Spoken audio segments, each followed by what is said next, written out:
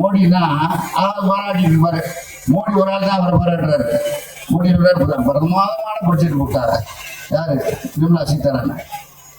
வடப்பாடி வச்சுக்கிடுவாங்க, ஓட்டுவாங்க, பார்ப்பாங்க, வரமாட்டாரு.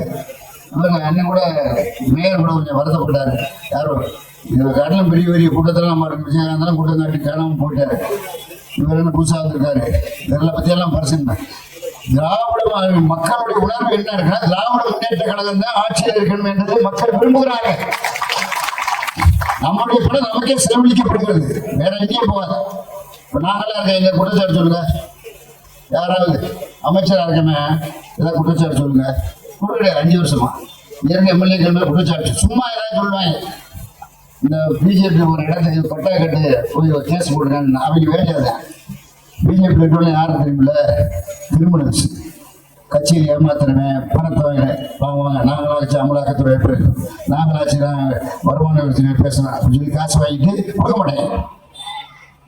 திருப்பி அவங்க பேச்சே நம்பக்கூடாது.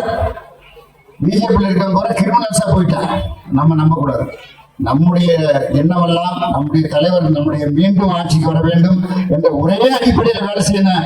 அதெல்லாம் நம்முடைய கூட்டணிலாம் இருக்கு. நம்ம கூட்டணி தலைவர்கள் சாதாரணமான தலைவர்கள் இல்லை, கூட எத்தனையோ வருஷமான பாடுபட்டவர். அதே மாதிரி நம்முடைய திருமாவளவன், எல்லாரும் கூட்டணி கட்சி தலைவர்கள் எல்லாரும் மதிக்கக்கூடிய நம்முடைய கம்யூனிஸ்ட் எல்லாம் தொகுதி சீக்கிரம் கூடுறது அது இஷ்டத்துக்கு நம்ம கேட்கறது நம்மளுடைய கடமை, கொடுக்கறது தலைமையுடைய இஷ்டம். தலைமை என்ன முடிவு எடுக்குதோ அப்படி நம்ம கேட்டுட்டு போக முடியாது, அவ்வளவுதான். ஆகவே என்னை பொறுத்த மட்டும் நம்ம தளபதியை பொறுத்த மட்டும் கூட்டணியை யாரையும் அவமதிக்கிறது கிடையாது. இருக்கிற நிலைமையே சொல்லணும்.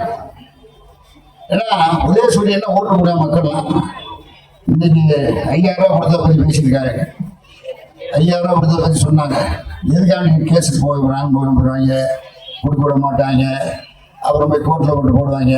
கோர்ட்டெல்லாம் எப்படி இருக்குன்னா, நான் கோர்ட்டை குறை சொல்லக்கூடாது, நான் வக்கீல் தான். ஆனால் எலெக்ஷன் கமிஷன் இருக்குல்ல, அது ஒரு சைடாக போகுது. எல்லாம் எது வேணாலும் செய்வாங்க, எப்படியும் ஆட்சி கொண்டு வைப்பாங்க. ஒன்று சொன்னார் 10,000 ரூபாய் கொடுத்தாரு. உண்மை பீகாரில் 10,000 ரூபாய் கொடுத்தாரு நம்முடைய நிதிஷ்குமார். அதுக்கு துணையாக இருந்தால் யார் பணத்தை எடுத்து கொடுத்தாங்கன்னா அது என்னன்னு தெரியல, இன்னும் வரல. இது 5,000 ரூபாய் கொடுத்தா என்ன இருக்கு, 3 மாசத்துக்கு பணம் கொடுக்கூடாதுன்னு ஸ்டே வாங்கிட்டா ஒருத்தவங்க பெண்களுக்கு பணம் போகாம போயிடும். 3 மாசத்துக்கு 3,000, 2,000 உதவித்தொகை செலவழிக்கிறது. அவர் சொன்னாரு 5,000 ரூபாய் கொடுக்கணும்னு சொன்னாரு. முதல்ல எடப்பாடி 1000 ரூபாய் கொடுத்துருவீங்களா அப்படின்னு கேட்டாரு. அவர் பேரை பேசிட்டு 2,000க்கு 5,000. அவரை கூட ஒரு அடிச்சு விட்டு பொண்ணை பார்த்தா எங்கே பார்த்தாலும் ஒரு போர்டு வைக்கிறாங்க. ஏடிஎம் காரங்க 2,000 ரூபாய் கொடுக்குறாரு. எடப்பாடி பழனிசாமி வாக்களிங்கிறது. நீங்க 2,000 ரூபாய் கொடுக்கறது கொடுக்கவே முடியாது, 1000 ரூபாய் கொடுக்க முடியாது. 2,000 எப்படி கொடுப்பாரு? நம்பல மக்கள், யார் நம்பல.